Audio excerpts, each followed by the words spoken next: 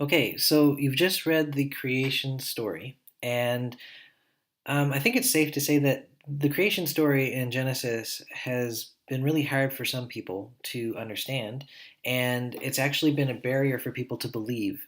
They think that science has discovered so much about the age of the earth and everything that in order to believe in the Bible story, it actually means that you have to turn your back on all of that evidence. And this isn't necessarily the case. In fact, the scientific method is only a couple hundred years old, and Genesis was written over 5,000 years ago. So to try to put the scientific method and interpret the biblical story through that is really not very helpful.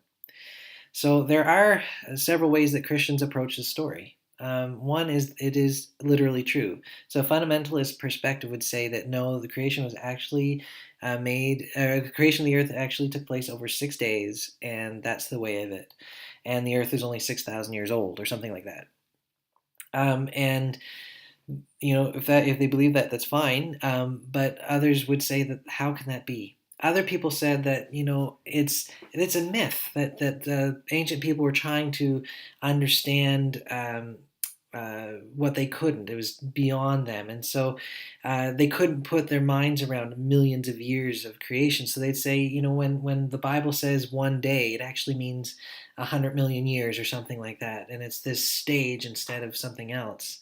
But that seems really problematic because it's really how do they assign those values to a day? There's nothing in the text to suggest that, so there's some problems there. Another way to approach the creation story is to say that actually, rather than focusing on the creation itself, the nature of creation says something more about God. And I think that this is how Genesis should be understood. So back in the day, there were several different interpretations of how creation came about. The Egyptians had their versions, and there was other versions in Mesopotamia and in the land of Canaan, where the Old Testament would have been written. One of these stories stated that um, creation came about when two gods were battling, and the victorious god killed the lesser god, and the body of the lesser god became the earth.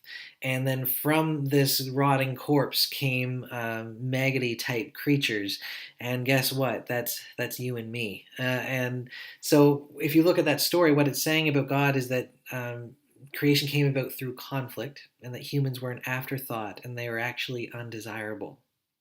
So, looking at that version of creation versus the creation story of the Bible, what does it say? So, I'm going to ask you to read over what you already read and just say, what is this saying about God? Just take a few moments to do that, and then we'll have some questions to help with that. So, you can pause the show here, or you can continue on. So, looking closer.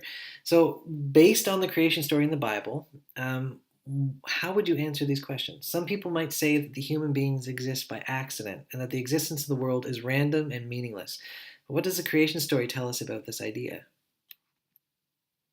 Notice how God says, let us create. Why do you think God uses the word us?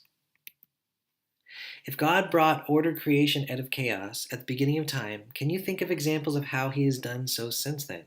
In other words, can you think of examples of how God has taken something bad and turned it into something good? Would you describe God's creation of the world as violent and difficult or peaceful and easy? Why do you say so? I'm going to ask that you take a couple of these questions and answer them in an email and get back to me. Why do you think God created the world? What does God say about the things he has created? Can you think of anything that God created that you would describe as being good? If so, name them. Some people have argued that because people have dominion over every living thing that moves over the earth, we can misuse our natural resources and drive animals into extinction if such actions suit our purpose. What do you think about this idea?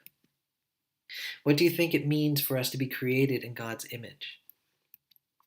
Why do you think that God rests on the seventh day? And do you rest on Sunday from work? What do you do on these days of rest, and what do you avoid doing? So I'm going to ask that you answer another two or three of these questions, anyone that you want to. And the concept of stewardship is really important. So a steward is someone who has been entrusted with something. So with question number 4, we are to exercise dominion, but we are called stewards. So what does that mean? So I'd ask that you email me this before we meet again on Thursday, and yeah, I hope you enjoy. We'll talk to you later.